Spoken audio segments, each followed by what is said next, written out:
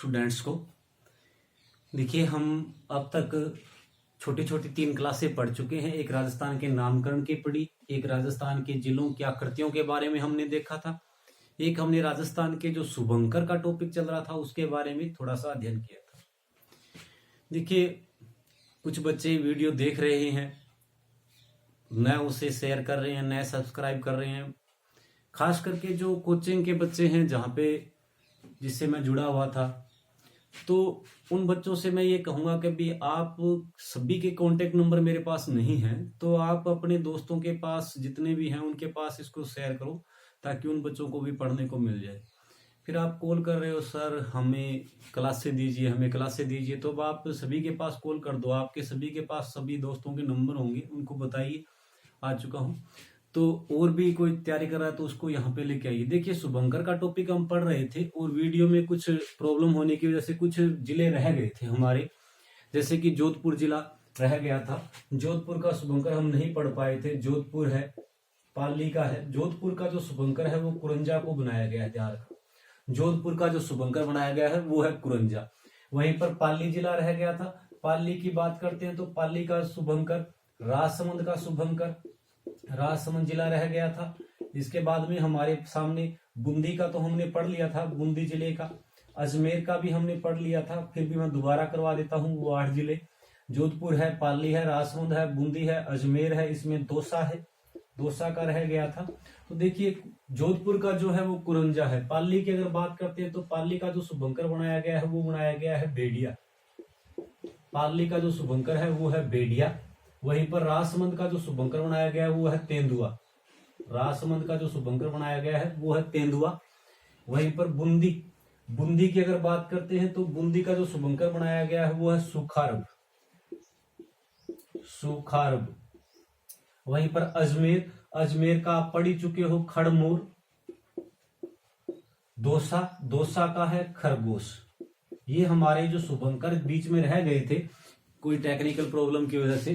तो जोधपुर का है कुरंजा, पाली का है भेड़िया, राजसमंद का है तेंदुआ, बूंदी का है सुखारब, वहीं पर अजमेर जिले का है खड़मोर और दौसा का है खरगोशा। ये हमारे शुभंकर का एक छोटा सा जो कॉन्सेप्ट रह गया था बीच में, वो ये बचे हुए हैं। तो जिन बच्चों का चल रहा था वो ये नोट कर लीजिए। और जो नए बच्चे हैं, पहले वाली वीडियो में जाओगे तो राजस्थान के शुभंकर वहां पर अधिकतर करवा दिए थे, ये 4 कुछ रह गए थे, 5-6। तो देखिए, शुभंकर का टॉपिक तो यहां तक ही था, भी राजस्थान के कौन से जिले का क्या शुभंकर बनाया गया है। अब दूसरा जो हमारा कॉन्सेप्ट रहता है वो रहता है राजस्थान के प्रतीक चिन्ह। प्रतीक चिन्ह अलग है, जैसे राज्य वृक्ष क्या है, राज्य पशु कौन सा है, राज्य पक्षी कौन सा है, राज्य खेल क्या है, राज्य कवि का दर्जा किसे है, राज्य का वाद्य यंत्र किसे बनाया गया है, राज्य नृत्य कौन सा है, राज्य का शास्त्रीय नृत्य कौन सा है। तो उनके बारे में हम एक एक के बारे में पढ़ेंगे। तो हमारा आज का जो टॉपिक रहेगा वो रहेगा राजस्थान के प्रतीक चिन्ह। प्रतीक चिन्ह का जो कॉन्सेप्ट रहेगा उसके बारे में देखिए। प्रतीक चिन्ह के अंदर अगर हम बात करते हैं तो देखो, सबसे पहले हम छोटे छोटे जो हमारे प्रतीक चिन्ह हैं उनकी बात कर लेते हैं, जिनके बारे में कुछ खास बातें नहीं है। जैसे राज्य कवि, राज्य कवि की जब हम बात करते हैं तो हमारे जो राज्य कवि हैं उन्हें राज्य कवि का दर्जा दिया गया है सूर्यमल मिश्रण को। ध्यान रखना, सूर्यमल मिश्रण, इन्हें राज्य कवि का दर्जा प्राप्त है। सीधा सा क्वेश्चन पूछ ले कि राजस्थान का राज्य कवि किसे कहा जाता है, तो सूर्यमल मिश्रण। वैसे ज्यादातर आप एग्जामों में देखते हो, कभी सीधा कभी राज्य कवि न पूछकर इनके द्वारा जो प्रमुख लिखी गई ग्रंथ है उनके बारे में पूछ लेता है। जैसे कि आपने एग्जामों में देखा होगा, एक तो वीर सतसई बहुत बार पूछा जाता है। वीर सतसई किसकी रचना है, तो वीर सतसई, और दूसरा इनका एक जो प्रसिद्ध है वो है वंश भास्कर। ये जो इनके 2 ग्रंथ हैं, वीर सतसई और वंश भास्कर, बहुत बार एग्जामों में पूछे गए हैं। तो ध्यान रखना, राज्य कवि का दर्जा है सूर्यमल मिश्रण को, जिनकी 2 रचनाएं जो हमें मुख्यतः याद रखनी होती है, वीर सतसई और वंश भास्कर, दोनों की दोनों सूर्यमल मिश्रण के द्वारा लिखी गई है और इन्हें राज्य कवि का दर्जा दिया हुआ है। वैसे ही हम बात करते हैं राज्य का वाद्य यंत्र कौन सा है, राज्य वाद्य यंत्र का दर्जा किसे प्राप्त है, तो राज्य वाद्य यंत्र जो हमारा है वो है अलगोजा। अलगोजा, तो ये हमारा राज्य का वाद्य यंत्र का दर्जा जिसे मिला हुआ है बड़े आसान आसान से नाम है, सीधे याद रखिए। राज्य कवि है सूर्यमल मिश्रण, वीर सस्यई वंश भास्कर, दो इनके ग्रंथ का नाम याद रखिए। राज्य का वाद्य यंत्र है अलगोजा। वहीं पर देखिए हमारे सामने आ जाता है राज्य खेल कौन सा है, राज्य खेल का दर्जा किसे मिला हुआ है। तो हमारा जो राज्य खेल है वो है बास्केटबॉल। बास्केटबॉल राज्य खेल का दर्जा मिला हुआ है बास्केटबॉल को, ये ध्यान रखना। बास्केटबॉल राज्य खेल का दर्जा मिला हुआ है। खेल का दर्जा की अगर हम बात करते हैं तो 1946 के अंदर राज्य खेल का दर्जा मिला, सॉरी 1948 में राज्य खेल का दर्जा मिला। खिलाड़ियों की संख्या इसमें 5 होती है, खास करके ये ध्यान रखना। पीटीआई के अंदर जो एग्जाम में पूछा भी गया था, बास्केटबॉल राज्य खेल खिलाड़ियों की संख्या कितनी होती है, तो 5 होती है। दर्जा वगैरह नहीं पूछा गया है, बास्केटबॉल में खिलाड़ियों की संख्या कितनी होती है, तो 5 होती है। राज्य खेल का दर्जा मिला हुआ है इसे, ध्यान रखना। बास्केटबॉल अकादमी कहां पर बनी हुई है, तो बास्केटबॉल अकादमी है जैसलमेर में। बास्केटबॉल अकादमी कहां पे है, जैसलमेर में। वहीं पर यही क्वेश्चन अगर ये है कभी राजस्थान में महिला बास्केटबॉल अकादमी कहां पर बनाई गई है, महिला बास्केटबॉल अकादमी कहां पर बनी हुई है, तो महिला बास्केटबॉल जो अकादमी है वो है जयपुर के अंदर। महिला बास्केटबॉल अकादमी तो जयपुर में। और सीधा पूछ ले बास्केटबॉल अकादमी राजस्थान के अंदर यानी एकेडमी राजस्थान के अंदर कहां पे बनी हुई है, तो वो कहां पे है, जैसलमेर के अंदर। और महिला बास्केटबॉल अकादमी कहां पे है, जयपुर में। तो राज्य कवि सूर्यमल मिश्रण, दो ग्रंथ वीर सस्यई वंश भास्कर, राज्य वाद्य यंत्र अलगोजा, राज्य खेल बास्केटबॉल, खिलाड़ियों की संख्या 5, बास्केटबॉल अकादमी कहां पे है, तो जैसलमेर में। और महिला बास्केटबॉल अकादमी कहां पे है, तो जयपुर के अंदर है। तो इसे आगे बढ़ाते हैं। ये हमारे 3 छोटे छोटे कॉन्सेप्ट। अब देखिए इसके बाद में हम बात करते हैं जैसे राज्य नृत्य। राज्य नृत्य का दर्जा किसे मिला हुआ है, राज्य नृत्य। तो राज्य नृत्य की अगर बात करते हैं तो राज्य नृत्य हमारा है घूमर। राज्य नृत्य का दर्जा किसे मिला हुआ है, घूमर को। घूमर राज्य नृत्य का दर्जा मिला हुआ है इसे।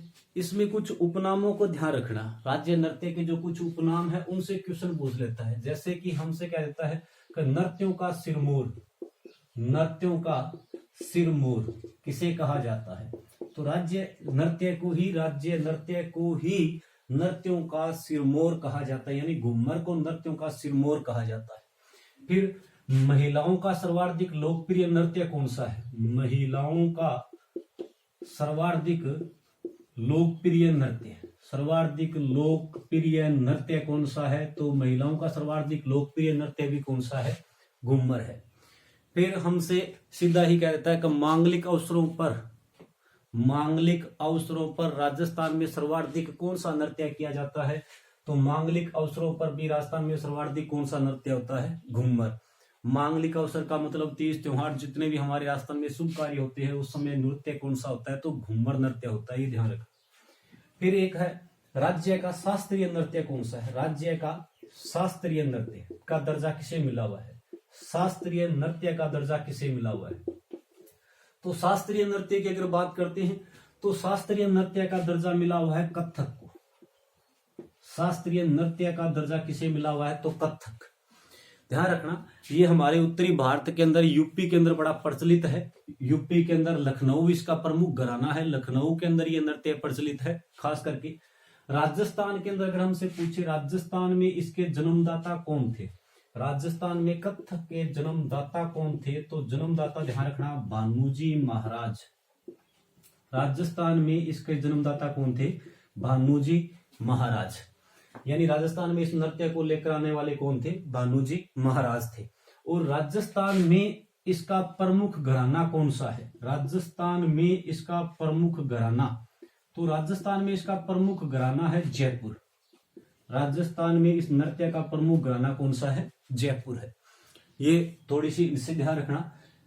पहली बात करते हैं राज्य नृत्य कौन सा है, तो घूमर। नृत्यों का सिरमौर कहा जाता है घूमर को। महिलाओं का सर्वाधिक लोकप्रिय नृत्य है घूमर। राज्य का शास्त्रीय नृत्य कौन सा है, तो कथक। राजस्थान में इसके जन्मदाता कौन है, तो भानुजी महाराज इसके जन्मदाता है। राजस्थान में कथक का प्रमुख घराना कौन सा है, तो जयपुर घराना है। और भारत में इसका प्रमुख घराना है लखनऊ, यूपी के अंदर। तो ये हमारे 2 और कॉन्सेप्ट कंप्लीट होते हैं। अब देखिए इसी प्रकार से कभी राज्य गीत कौन सा है, राज्य गीत की बात करते हैं तो राज्य गीत का दर्जा किसे मिला हुआ है, राज्य गीत, राज्य गीत है हमारा केसरिया बालम, केसरिया बालम पधारो नी म्हारे देश, केसरिया बालम पधारो नी म्हारे देश, ये हमारा राज्य गीत है। केसरिया बालम पधारो नी म्हारे देश, ये हमारा राज्य गीत है। देखिए यहां से काफी अच्छे क्वेश्चन बनते हैं, ध्यान रखना। राज्य गीत तो है केसरिया बालम पधारो नी म्हारे देश। अब हमसे क्वेश्चन डाल दिया जाता है कि राज्य गीत को सर्वप्रथम गाने वाले कौन थे, राज्य गीत को सर्वप्रथम किसके द्वारा गाया गया। तो ध्यान रखना राज्य गीत को सर्वप्रथम गाने वाले, सर्वप्रथम जो गाने वाली थी वो हमारी उदयपुर की निवासी मांगी बाई थी, उदयपुर की निवासी थी और नाम था मांगी बाई। इनके द्वारा सर्वप्रथम इसको गाया गया था। ये देखिए खास करके यहाँ पर ध्यान रखना, ये साथ में लेके चलना कि राज्य गीत को सर्वप्रथम गाने वाली कौन थी, उदयपुर की मांगी बाई। क्योंकि कई बार पूछ लिया जाता है कि राज्य गीत को गाने वाली मांगी बाई कहाँ की निवासी थी, तो वो ध्यान रखना निवासी कहाँ की है, उदयपुर की मांगी बाई के द्वारा सर्वप्रथम इस गीत को गाया गया था। अब दूसरा प्रश्न जो यहाँ से बनता है वो क्या है, दूसरा प्रश्न हमसे यहाँ से पूछा जाता है कि राज्य गीत को अंतरराष्ट्रीय ख्याति दिलाने वाली कौन थी, अंतरराष्ट्रीय स्तर पर प्रसिद्ध करने वाली यानी अंतरराष्ट्रीय ख्याति दिलाने वाली कौन थी। तो अंतरराष्ट्रीय ख्याति दिलाने वाली थी बीकानेर के निवासी, बीकानेर निवासी अल्लाह जिल्हा बाई, अल्लाह जिल्हा बाई, इनके द्वारा अंतरराष्ट्रीय ख्याति दिलवाई गई थी। ये ध्यान रखना। सर्वप्रथम गाया किसने, तो उदयपुर की मांगी बाई ने। और राज्य गीत को अंतरराष्ट्रीय स्तर की ख्याति यानी अंतरराष्ट्रीय दर्जा दिलाने वाली कौन थी, तो वो थी बीकानेर की निवासी अल्लाह जिला बाई। इसी अल्लाह जिला बाई को हम कहते हैं राजस्थान की मरु कोकिला, राजस्थान की मरु कोकिला किसे कहा जाता है, तो यही वो है जिसे हम राजस्थान की मरु कोकिला कहते हैं। अल्लाह जिला बाई को राजस्थान की क्या कहा जाता है, मरु कोकिला, जिन्होंने राज्य गीत को अंतरराष्ट्रीय ख्याति दिलाई थी। अब हमारा अंतिम क्वेश्चन राज्य गीत को लेकर जो बनता है कि राज्य गीत कौन सी गायन शैली में गाया जाता है, तो राज्य गीत कौन सी गायन शैली में, तो ध्यान रखना मांड गायन शैली में, मांड गायन शैली में। कि इसको गाने की शैलियां कौन सी होती है, तो मांड गायन शैली के अंदर इसके गाया जाता है। तो ये हमारे राज्य गीत को लेकर बनने वाले जितने भी प्रश्न हैं रिपीट कर देता हूं, ध्यान रखना बोर्ड पे। राज्य गीत कौन सा है, तो केसरिया बालम पधारो नी म्हारे देश। राज्य गीत को सर्वप्रथम गाने वाली कौन थी, तो उदयपुर की मांगी बाई। राज्य गीत को अंतरराष्ट्रीय स्तर पर पहुंचाने वाली कौन थी, तो बीकानेर की अल्लाह जिला बाई। राज्य गीत कौन सी शैली में गाया जाता है, तो मांड गायन शैली के अंदर गाया जाता है। और राजस्थान की मरु कोकिला किसे कहा जाता है, तो अल्लाह जिला बाई को कहा जाता है। तो ये हमारे छोटे छोटे जो प्रश्न बनते हैं उनके बारे में। अब देखिए इसके बाद में हम अगर बात करते हैं जैसे कि हमारा राज्य पशु कौन सा है, राज्य पक्षी कौन सा है, राज्य पुष्प कौन सा है, राज्य वृक्ष कौन सा है, तो हमारे उनके बारे में हम जब बात करते हैं तो देखिए सबसे पहले हमारे राज्य पशु, राज्य पशु। और राज्य पशु पहले एक ही था चिंकारा, जिसके बारे में हम पढ़ते थे। वर्तमान में ऊंट को भी राज्य पशु का दर्जा दे दिया गया है।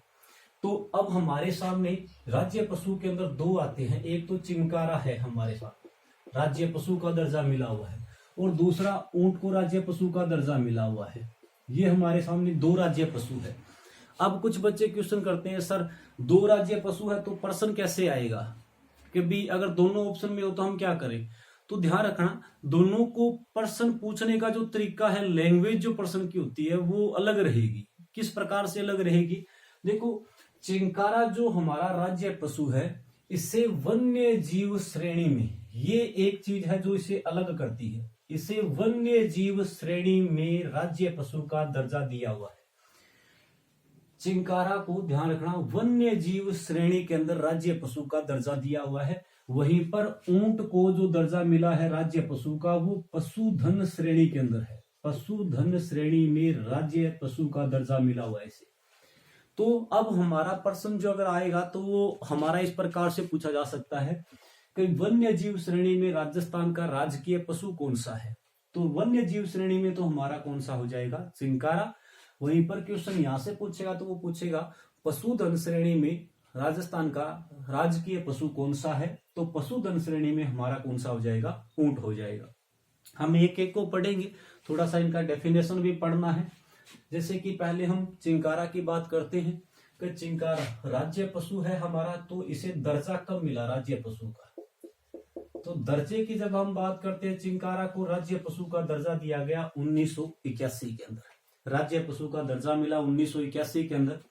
फिर हमारे सामने आता है कि इसका वैज्ञानिक नाम क्या है। वैज्ञानिक नाम, चिंकारा को किस वैज्ञानिक नाम से जानते हैं, बहुत ही इंपॉर्टेंट रहता है। गोडावण का हो, चाहे वो हमारे राज्य खिचड़ी का वैज्ञानिक नाम हो, चाहे वो हमारे रोहिड़ा जो राज्य पुष्प है उसका वैज्ञानिक नाम हो, चारों वैज्ञानिक नाम अच्छे से ध्यान रखना है। जैसे कि एग्रीकल्चर सुपरवाइजर के एग्जाम में शायद ऊंट का पूछा भी गया था, ऊंट का वैज्ञानिक नाम क्या है, तो कैमलिन ड्रेजेट लिखा हुआ था वहां पर। तो यहाँ पे ध्यान रखना वैज्ञानिक नाम। तो हम वैज्ञानिक नाम की बात करते हैं। चिंकारा का जो वैज्ञानिक नाम है वो है गजेला गजेला। चिंकारा का वैज्ञानिक नाम क्या है, गजेला गजेला। इसे गजेला गजेला के उपनाम से या वैज्ञानिक नाम से जानते हैं हम। फिर यहाँ पर इसे और किस नाम से जानते हैं, यानी इसका उपनाम। अगर हम चिंकारा को किसी और नाम से जानते हैं तो वो क्या नाम है। तो चिंकारा को ध्यान रखना, इसे कहा जाता है छोटा हिरण। छोटा हिरण, छोटे हिरण के उपनाम से चिंकारा को जानते हैं। राज्य पशु चिंकारा है, वन्य जीव श्रेणी में राज्य पशु का दर्जा है। दर्जा मिला 1981 के अंदर। वैज्ञानिक नाम है गजेला गजेला और उपनाम है छोटा हिरण। अब देखिए राजस्थान में सर्वाधिक चिंकारा कहां पर देखा जाता है। राजस्थान में सर्वाधिक कहां देखे जाते हैं, तो राजस्थान में इसके लिए एक अभ्यारण्य प्रसिद्ध है जिसका नाम है नाहरगढ़ अभ्यारण्य। राजस्थान के अंदर जो 26 वन्य जीव अभ्यारण्य हैं उनमें से जब हम बात करते हैं नाहरगढ़ वन्य जीव अभ्यारण्य जो जयपुर में पड़ता है, वो इसके लिए काफी ज्यादा प्रसिद्ध है, ध्यान रखना। तो सर्वाधिक चिंकारे राजस्थान में कहां देखे जाते हैं या कहां पाए जाते हैं, तो ध्यान रखना नाहरगढ़ अभ्यारण्य जयपुर के अंदर सर्वाधिक चिंकारे पाए जाते हैं या देखे जाते हैं। तो ये हमारे चिंकारा। एक बात वो थोड़ा सा ध्यान रखना, राजस्थान के अंदर चिक्कारा नाम से एक तत्ववाद यंत्र भी पाया जाता है। जब आप कल्चर की बात करते हो तो वाद्य यंत्रों की श्रेणियां पढ़ती हो, सुशील वाद्य यंत्र, घनवाद वाद्य यंत्र, तत्ववाद यंत्र। तो उन वाद्य यंत्रों में एक चिक्कारा नाम से, यानी चिक्कारा नाम से क्या है, वाद्य यंत्र भी है। तो ये हमारा राज्य पशु है। रिपीट करता हूं मैं, छोटा सा है। राज्य पशु चिंकारा, वन्य जीव श्रेणी में दर्जा मिला, दर्जा 1981 में। वैज्ञानिक नाम है गजेला गजेला, उपनाम है इसका छोटा हिरण, और सर्वाधिक कहां पर देखा जाता है, तो नाहरगढ़ अभ्यारण्य जयपुर के अंदर। तो अब हम बात करते हैं हमारे दूसरे